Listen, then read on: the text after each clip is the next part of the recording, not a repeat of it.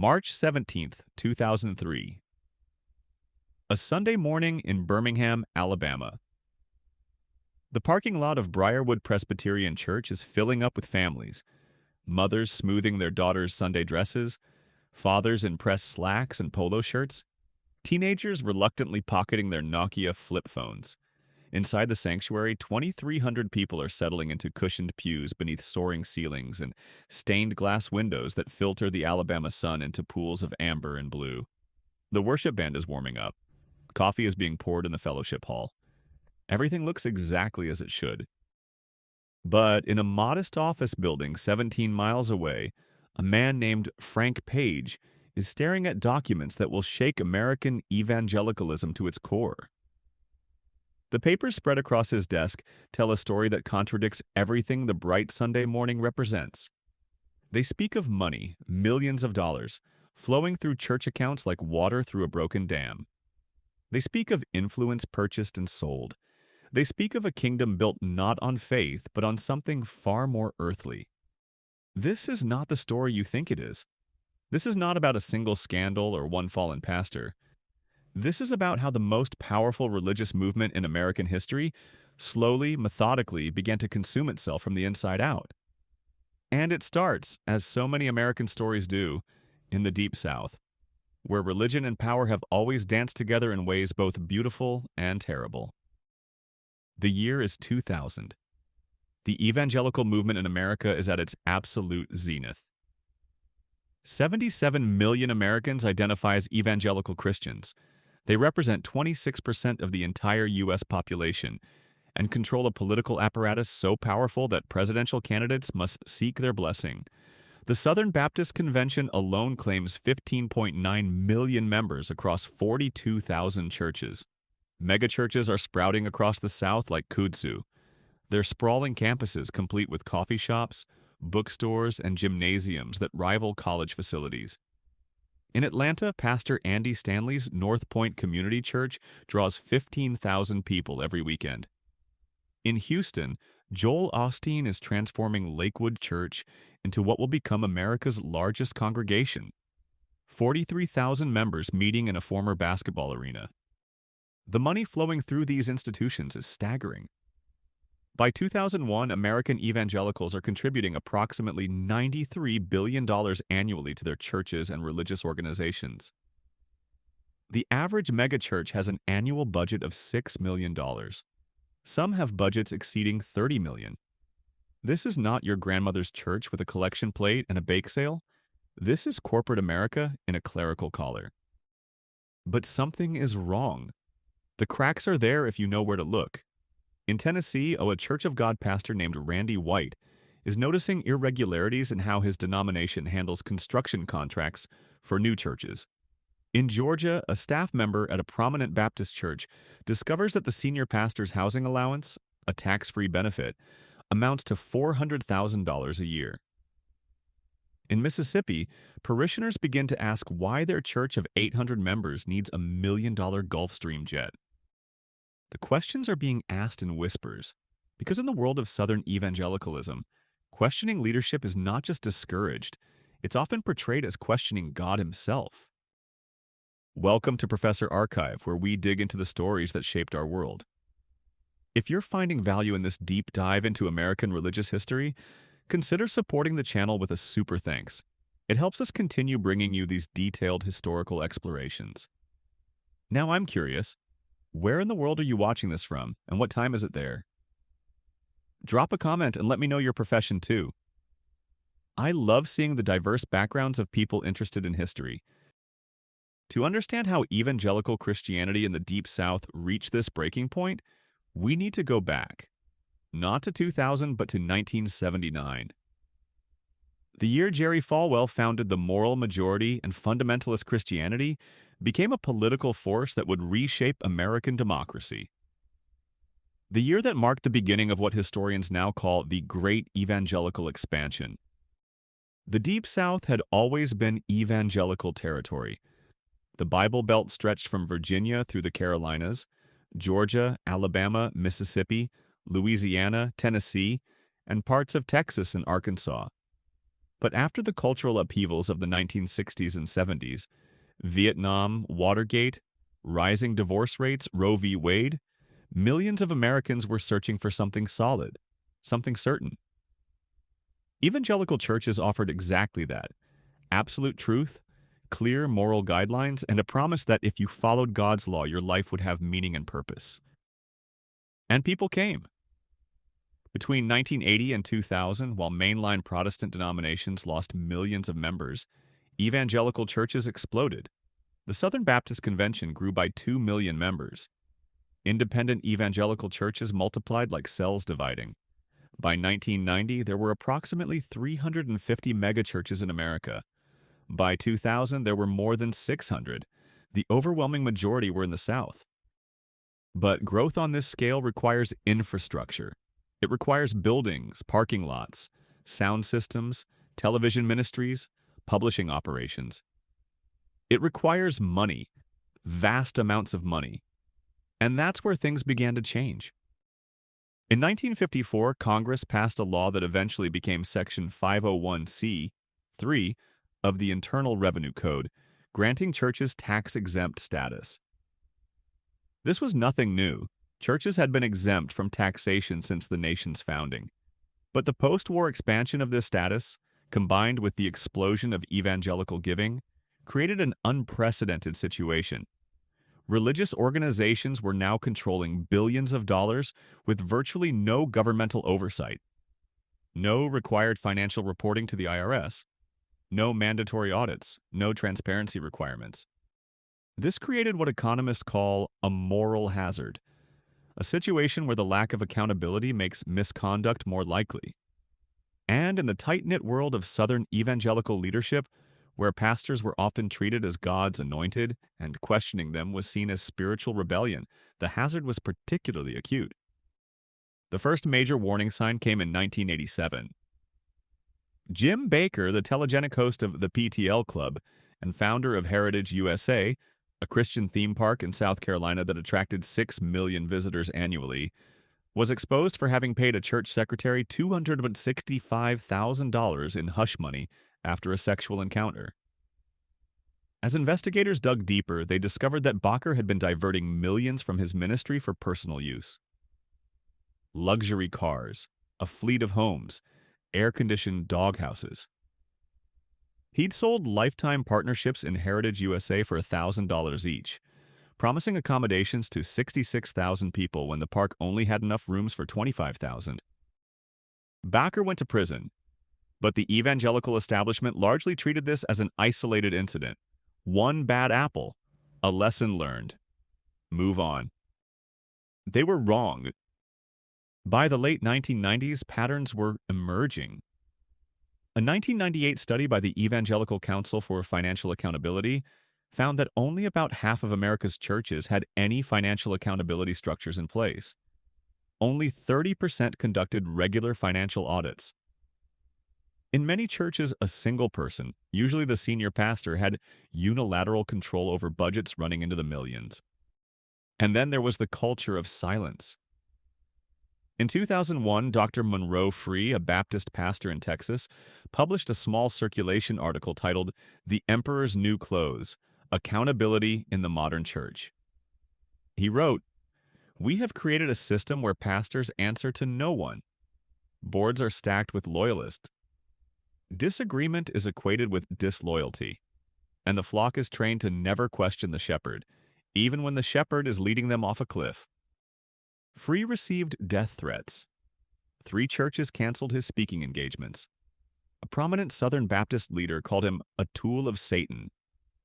Within a year, he'd left the ministry entirely. But Free was right. The data was mounting. Between 1995 and 2005, financial scandals touched dozens of major evangelical institutions.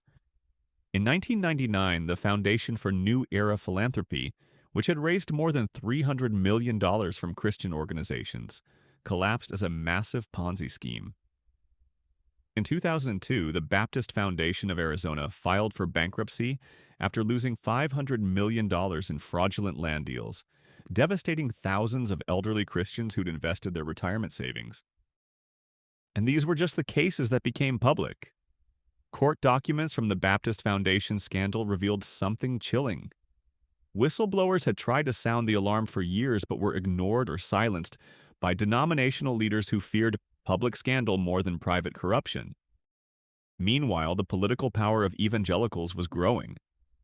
By 2004, white evangelical Christians comprised 23% of the electorate and voted overwhelmingly, 78%, for George W. Bush. Evangelical leaders had direct access to the White House. They were shaping policy on everything from stem cell research to Middle East foreign policy. The movement had never been more influential, which made what happened next all the more devastating. Summer 2006. New Life Church in Colorado Springs, not technically in the Deep South, but led by Ted Haggard, one of the most prominent Southern Baptist-aligned pastors in America, and president of the 30 million-member National Association of Evangelicals. Haggard had weekly phone conferences with the White House. He was the face of evangelical political power. On November 2, 2006, a male prostitute named Mike Jones alleged that Haggard had been paying him for sex monthly for 3 years, while also purchasing methamphetamine. Haggard initially denied everything, then admitted to receiving a massage from Jones but nothing more, then admitted to buying meth but throwing it away, then finally confessed. The story dominated news cycles for weeks. But here's what's crucial. It wasn't just the hypocrisy, a prominent gay marriage opponent engaging in homosexual conduct, that shook the evangelical world. It was the financial trail. Investigators found that Haggard had been using church funds for his encounters with Jones. Church money, donations from families trying to live godly lives, skimmed off the top to fund a secret life. The revelation triggered something unprecedented. A wave of financial investigations into evangelical megachurches, and what they found was stunning. Between 2006 and 2009, Senator Chuck Grassley of Iowa launched investigations into 6 prominent televangelists and megachurch pastors, including Paula White, Joyce Meyer, Creflo Dollar, Eddie Long, Kenneth Copeland, and Benny Hinn. Grassley's committee requested detailed financial records. They wanted to know how these tax-exempt ministries were spending their money. Some refused to comply. Copeland's ministry declined to provide any information. Hinn's organization sent incomplete records. But what was uncovered from the others painted a troubling picture. Multi-million-dollar parsonages classified as church property.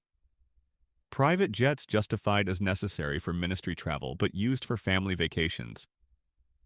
Rolls-Royces and Mercedes-Benzes titled to churches. In one case, a pastor's wife had spent $83,000 of ministry money on furniture for her home in a single year. This wasn't theft in the traditional sense. No one was embezzling. The pastors weren't secretly taking money. They were doing it openly, but the lack of accountability meant no one could stop them. Church boards, often stacked with the pastor's relatives and longtime loyalists, approved everything. Members who asked questions were told they were being divisive or lacking faith. The prosperity gospel, the doctrine that God wants believers to be wealthy and that faith can be demonstrated through material success, had provided theological cover for what was essentially unchecked greed. If your pastor drives a Bentley, the reasoning went, it's evidence of God's blessing on his ministry. To question it is to question God's provision. But in 2007, as the U.S. economy began to slide toward the Great Recession, this reasoning was wearing thin. Working-class families across the South, the backbone of evangelical churches, were struggling. Jobs were disappearing, homes were being foreclosed, and every Sunday they were writing checks to churches whose leaders lived like Fortune 500 CEOs. Something had to break, and in Birmingham, Alabama, it finally did. The Church of the Highlands had been founded in 2001 by Pastor Chris Hodges. By 2008, it was one of the fastest-growing churches in America, with multiple campuses and over 20,000 weekly attendees. The church's annual budget exceeded $40 million. Hodges was treated like a celebrity. His book sold hundreds of thousands of copies. He spoke at conferences worldwide. In August 2008, a mid-level church employee named David Plummer noticed something odd. He was processing expense reports and saw that Hodges had claimed $47,000 in ministry-related travel for a single month. Curious, Plummer cross-referenced the dates with the church calendar. Hodges had been at the church preaching for most of that month. So, where had he traveled? Plummer dug deeper. Over the next 6 weeks, going through documents he technically had access to but rarely examined, he uncovered a pattern. Church funds were being funneled through a separate corporation, technically independent from the church but controlled by Hodges, which then paid for personal expenses. A lakefront home, private school tuition for Hodges' children, country club memberships, none of it was illegal. The church board had approved the arrangement, but none of it had been disclosed to the congregation.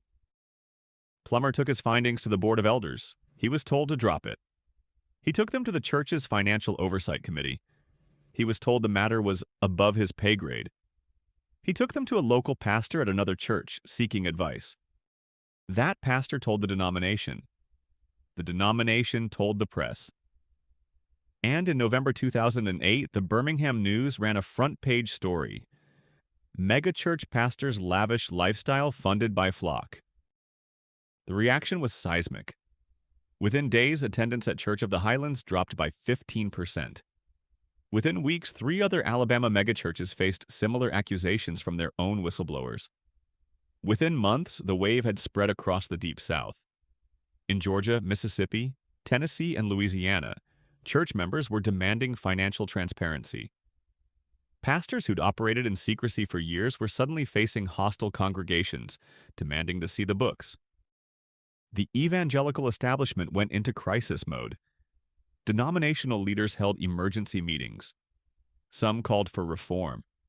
Others circled the wagons, arguing that secular journalists and disgruntled members were attacking God's anointed. The Southern Baptist Convention held a contentious 2009 annual meeting where reformers pushed for mandatory financial accountability standards. The measures were voted down. The old guard still held power. But they were losing the people. Between 2008 and 2010, Southern Baptist Convention membership declined for the first time in decades, dropping by nearly 200,000 members. Dozens of megachurches saw their attendance plummet. Some closed entirely. The evangelical publishing industry contracted sharply as readers lost trust in celebrity pastors. Christian bookstores began closing at unprecedented rates, over 300 between 2009 and 2011. The Great Recession hit the South particularly hard, and evangelical churches dependent on tithing saw revenues collapse. Churches that had been running on debt, building ever larger facilities with borrowed money, assuming growth would continue forever, found themselves unable to make loan payments. In 2010 alone, over 200 evangelical churches in the South declared bankruptcy. But the financial crisis, devastating as it was, wasn't the deepest wound. The deepest wound was the loss of moral authority. For generations, evangelical Christians in the Deep South had positioned themselves as the moral guardians of American society. They had preached against materialism, greed, and worldliness. They had called for personal responsibility and traditional values. They had claimed the moral high ground. And now, story after story revealed leaders who'd built empires on the backs of working-class believers while living like oligarchs. Leaders who'd preached sacrifice while practicing indulgence. Leaders who'd demanded accountability from politicians and entertainers while refusing it themselves. The hypocrisy was too blatant to ignore. And it wasn't just liberals or secularists pointing it out. Evangelical scholars, theologians, and pastors themselves were now speaking out. In 2010, a group of 40 prominent evangelical leaders published an open letter titled A Call to Faithful Stewardship, demanding mandatory financial transparency for all churches with budgets over $1 million. It went nowhere. The existing power structure was too entrenched.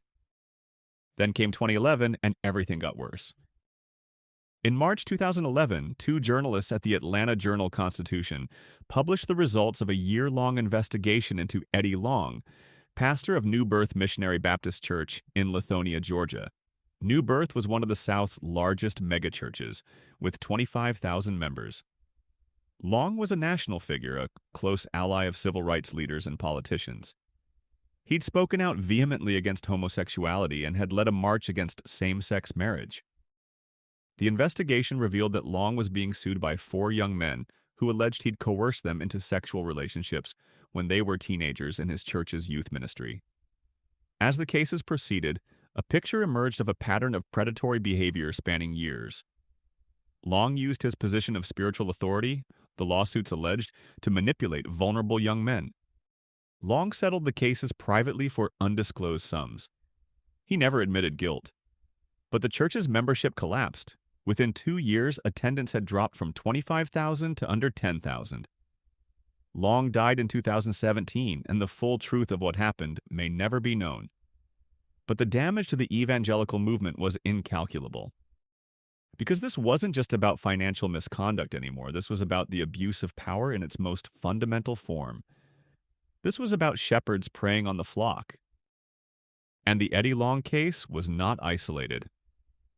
Between 2010 and 2015, dozens of similar cases emerged across the South. Pastors using their authority to exploit congregants sexually, financially, emotionally. Some were prosecuted, many were not. Churches often settled quietly, requiring victims to sign non-disclosure agreements in exchange for compensation. A 2014 study by Boz Chivijian, executive director of Grace, Godly Response to Abuse in the Christian Environment, found that evangelical institutions were statistically worse at handling abuse allegations than the Catholic Church. "We talk about our Catholic brothers and sisters," Chivijian said in an interview, "but Protestant churches have absolutely failed on this issue. And in many ways, we've failed even worse because we lack the institutional structure that would allow for systematic accountability." The failure was systemic. The independent governance structure of most evangelical churches meant there was no higher authority to appeal to. If a pastor was credibly accused of abuse, the church board, often appointed by and loyal to the pastor, would investigate. Predictably, they often found nothing wrong. Victims were isolated. Whistleblowers were expelled. The abuse continued. By 2015, the Evangelical Meltdown was complete. Membership in Southern Baptist churches had declined by over 1 million from peak levels. The political influence of evangelical leaders, while still significant, had fractured. Younger evangelicals, in particular, were fleeing. A 2016 Pew Research study found that 35% of millennials raised in evangelical churches had left the faith entirely. When asked why, the most common answer wasn't theological doubt. It was moral disgust at leadership. The 2016 election made things even more complicated. When 81% of white evangelicals voted for Donald Trump, a thrice-married casino owner who'd bragged about sexual assault, many saw it as the final abandonment of moral consistency. Evangelical leaders who'd spent the 1990s arguing that character matters in leadership now argued that it didn't. The same leaders who demanded Bill Clinton resign over sexual impropriety now defended Trump's far more extensive record. To critics, it looked like pure cynicism. To many evangelicals, it looked like betrayal. Dozens of prominent evangelical thinkers and writers publicly distanced themselves from the movement. Some left evangelicalism entirely. But here's what's fascinating. The meltdown didn't happen everywhere. Some churches, some leaders, some denominations had maintained accountability structures all along. They'd insisted on financial transparency, independent audits, governance structures that prevented any single person from accumulating unchecked power. And these churches, by and large, weathered the storm. The Presbyterian Church in America, for example, requires all pastoral misconduct allegations to be investigated by regional bodies independent of the local church. The Evangelical Council for Financial Accountability certifies churches that meet strict transparency standards, and churches that join submit to regular independent audits. These institutions had scandals too. No human organization is perfect, but they had mechanisms to address problems rather than cover them up. The tragedy is that these accountability structures were available all along. The reformers weren't calling for anything radical. They were simply asking churches to adopt the same basic oversight that any decent nonprofit would have. Independent boards, financial transparency, policies for handling misconduct allegations, term limits for leaders. But in too many places, accountability was seen as worldly, as a lack of faith in God's anointed leaders. And that theology, the idea that pastors are somehow above human accountability, created the conditions for catastrophic failure. Today, the landscape of evangelicalism in the Deep South is dramatically different than it was in 2000. The megachurch boom has largely ended. Many of the largest churches of that era have collapsed or drastically shrunk. Denominational loyalty has weakened. Church attendance has declined across the board, though the COVID-19 pandemic makes it difficult to separate the long-term trend from the pandemic's immediate impact. But there are also signs of renewal. Younger evangelical leaders are prioritizing transparency and accountability in ways their predecessors did not. Churches are increasingly adopting financial oversight structures. Conversations about pastoral authority and the prevention of abuse are happening openly. The scandal and collapse forced a reckoning that many say was long overdue. The question is whether the lessons will stick. Human nature hasn't changed. The temptations of unchecked power haven't disappeared. In an age of declining institutional trust and rising pastoral celebrity culture, the conditions that led to the meltdown still exist. What happened in the Deep South wasn't unique to evangelicalism or to Christianity. It's a story as old as human civilization. Institutions accumulate power, power resists accountability, and the lack of accountability leads to corruption. The specific details change, whether it's churches or corporations or governments, but the pattern remains. The Evangelical Meltdown is a story about what happens when good intentions, spreading the gospel, building the kingdom of God, collide with human nature and the corrupting influence of unchecked authority.